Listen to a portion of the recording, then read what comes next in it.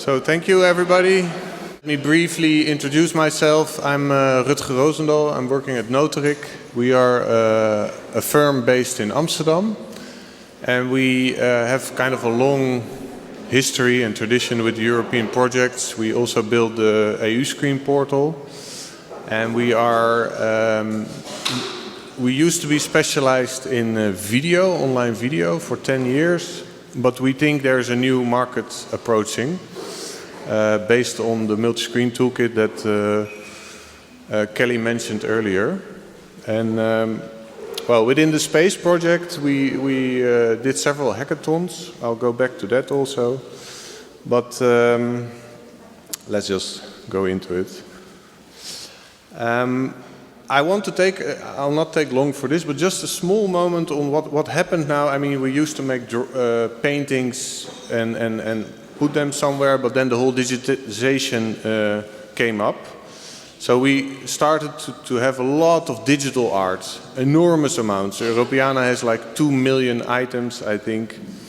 So at a certain point in this 10 years of digitalization, we thought, okay, let's actually have a good search engine to find what we want. And also let's make some good meta standards. So then at a certain point people could find their stuff, but yeah, typing in a search box your keywords and then getting one object, it's not really an experience. You know, it's more like a research work. And so then people realized that actually to get the experience, you actually have to make a story. You have to bring people into these objects and engage them with the story. So it's not the search question, but actually the storyline that is this real bridge between the objects and the experience. And then you saw a lot of virtual exhibitions, what they call. They are, you have an easy web-based editor, you put some stuff, you put some text or audio with it, and you make your storyline. These are like the last 3-4 years built. And they're a good start, but we think there are still some issues there. And what is the issue? Let's look at this quote. It says like the Mona Lisa, yes, it's digitized. So you can view it everywhere, whenever you want. But if you view this on a small phone display, in a crowded metro with a lot of people around you, you don't have the same nice museum experience that you would have if you go to the Louvre. Well, some people actually told me that the Louvre gives this metro feeling also. But the idea is that if you are on, let's say you're walking somewhere and you see some nice big photographs positioned in a good way, a good composition, that actually people take their time to look at it and to actually read it and to get into the art. While these phone devices, it's a real problem that as a curator, you don't actually know where these persons are when they are looking at your exhibitions. They might be at work, they might be traveling somewhere, you have no clue. They're doing thousands of other stuff. So to get them into the experience is very difficult. And we thought, let's try to bring this cultural experience back. Let's give also digital art kind of a museum-like experience. And the museum-like, I'll get back to that later. But the overall aim is to really leave a fingerprint in the memory of people so that they are engaged, are busy with the objects, looking at the objects, and they actually remember it. When they go home, they have an extra story in their mind. So with this aim, we also were on the Europeana TV hackathon, which was in May 2015. And I just want to mention that it's really a great thing, also thanks to the project organization, to organize these hackathons, because we are a technology-based company. We don't know how to tell stories to people. You know, we need other experts to come and sit together. And preferably, we don't need these experts on a Skype call with thousands of other meetings around. No, we want to be in one meeting. This was actually organized at the Waag. And we had 2 days, and we really, with people in small groups, start to build, to try, to build again, to try. And this is really a different way of building products, which I strongly recommend also to the project officer, to any kind of project that hackathons has inside, you should uplift it. So then we built there together something which is like an early stage of the pop-up museum. So it actually came out of this hackathon, but the concept repeated in other hackathons. So also this summer we discussed with the project management that let's make one general pop-up app which integrates from different pilots content and existing ways of engaging. And so, yeah, basically from August till October, we have been working very hard. We are not done with all the pilots, but we did with the TV pilot an exhibition and 3 exhibitions with the photograph pilot also. And we are going to move into dance also later. I just want to say here, thanks to 2 people. Niels Poldervaart and Kimberly Bianca, because these were these typical people that come just randomly to a hackathon, you don't know them, and they just sit in your team and they have quite the ideas, they shout, and then they disappear again.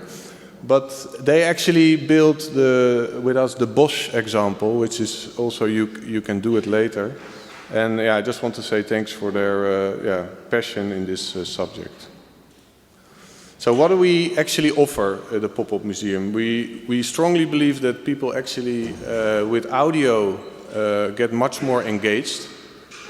We think that if you give people control of an exhibition, so they can interact, it also becomes engaging. If you have these 2 elements, you should try to search for ways to get attention for details in pictures. Get people into a flow that they're kind of discovering and searching, and then they find something new in a painting. You know, this is something you could never do if they're reading a text beside the picture. They just, first of all, their eyes get distracted. Reading is another kind of experience. You're not discovering details by reading a text. We should make it very easy to interact with, and it offers also options to really introduce new perspectives. So a painting before it's restored, after it's restored, you can put this kind of layers over in a pop-up museum, you could show it. So we're technology builders, and we also thought, okay, what is now the challenge with this to make it?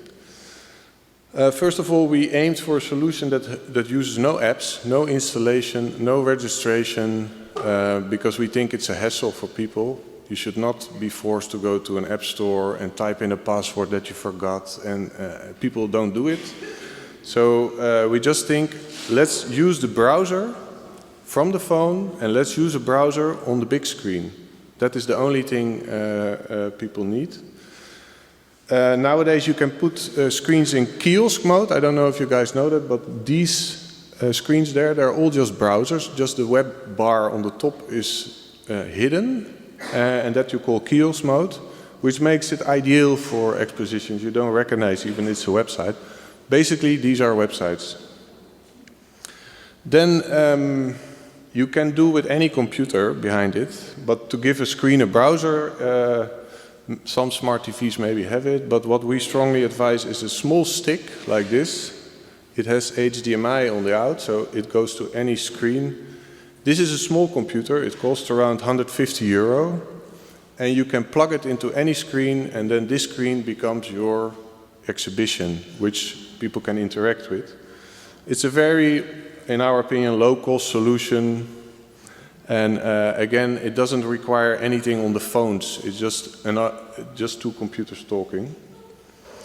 So then we have a kind of, this is more like a development statement, is that we believe you should not make the phones something that people actually read or get more information about the art object, because their face should be on the art object, they should be busy with this. So when we think about interaction with phones, we believe they should just become kind of controllers, like remote controls. You don't really watch them, it's so intuitively, you move, or you zoom. This is what we want. We don't want people to read some metadata there. Because we use phones, we can also throw in different kind of languages. So there's an example of a video about the Dutch state mines where multiple people can come in. but it starts playing when one person goes into the video, and one person can listen to this video in Dutch, the other can listen to it in English, the other can listen to it in Greek in this demo there. And they're all synchronized, and if somebody comes in later, he just jumps into the point where the video is playing at that time. So you really personalize. That's the nice thing also about the phones. They're personal devices, so you can personalize. We heard that in other presentations also. Then we have an easy pairing system for actually how to know which exhibition should be on which station, and there's a web-based editor. We can show, you cannot see it there, but we can show you the backend if you want. So what kind of interactions we offer on the phones? First of all, it's good to mention that really everybody in this room has just a spaceship in his pocket. This thing can do a lot of stuff, more than just emailing and making some photos. And there's a lot of potential with it. It has the touch screen, which is very intuitive. Again, make the phone a controller. So what we believe is very nice, you can, if you upload to the big screen high quality content, you can pinch and zoom, you can make the big screen zoom, you can point something, you could select, you could swipe. This kind of interactions we are putting to the phone. And again, what I mentioned before, this option for personalization. So the multilingual audio, just want to mention again that this reading, even if it's beside the picture, it's not very natural. It's much more natural to actually listen and view at the same time. This is what comes in nice. We know from research that even kids, when they get an audio tour in museums, they can actually stay an hour in a room where they normally would be done in 2 minutes. But they actually get engaged, they listen to it, they get more interested. So it's a very engaging way. You could also think of different types of audio. So if it's kids of 5, it's a different voice, different way of telling about the object than if it's somebody who's 40. So listen in 2 languages, focus on details also. So what do we have here? We have 4 exhibitions. One is Man Meets World, which is going into the times that we started traveling for the first time. So travel agencies came up, ships were there, you could go to another continent. You see posters of reclams of that time. And in all the pictures that you can select with your phone, multiple pictures, and you can listen to details in these pictures. This is made by University of Leuven, the curation. Then we have Cutting Edge Cuisine, is a similar, it's also from Leuven, which is a similar exhibition in terms of interaction. It's again pictures with audio hotspots, but this time really focusing on how did the cuisine in the 60s in Paris start with the different sauces, etc. How did you see this come back in posters? With Sound and Vision, we worked on the exhibition The Dutch Stage Minds, which is this video example. The nice thing is that we also, between the video is around 5 minutes, but every fragment, I think there are 10 fragments, we also push multiple choice questions to the phones. So you can actually kind of make it a quiz. Do you really listen to it? Do you really see? And now you give the right answer or not. So it's not only consuming, we push also questions to people. And there's the Bosch demo, which we built in this hackathon ourselves, which is a little bit less, it's more funny, because we kind of put characters and voices between behind the characters of the painting. And it's good to experience this also, because you can see how it can be different from just getting more dry metadata. So I will not show anything on this screen, because also with this internet here, I'm afraid it will not work. But I just really encourage everybody to come there and to try it, and because it's this touch and this swiping that really gives the feeling like, hey, this is something I control. We offer 4 of these. They're on the little table there, so you can plug them. You should plug them in your own phone, not in the screen. From your phone you can get the audio, and then you can really go into the event. I just want to say here thank you, because it was again, we started with this in August. And we're demonstrating it now with real content, with a lot of audio recordings also. I really want to thank Kelly, Sophie, Fred, Clarissa and Laura for their hard work and sprinting with us, because without content there is no exhibit. And it was quite hard work. So just to conclude it, where do we think this is interesting? We don't necessarily think this should go into museums, because museums have art objects, so you start competing with art objects. They could be there, but why not think about this kind of trespassing areas where people are waiting for each other, or people are like sitting for a moment. And what I find very interesting is you nowadays have also a lot of these digital billboards. If you walk to Hoofdbahnhof, you get 3. These screens are still displaying quite simple ads, but people are also waiting there, and you could also like make an exhibition there. Or here you see on this picture you see the U-Bahnhof, Friedrichstrasse. It has at the moment on the right, the image is not very good, but it has all kind of digital displays there. So imagine people waiting for this metro and just typing the URL and getting into a cultural experience just while they're waiting for the metro. Maybe they will miss their train even.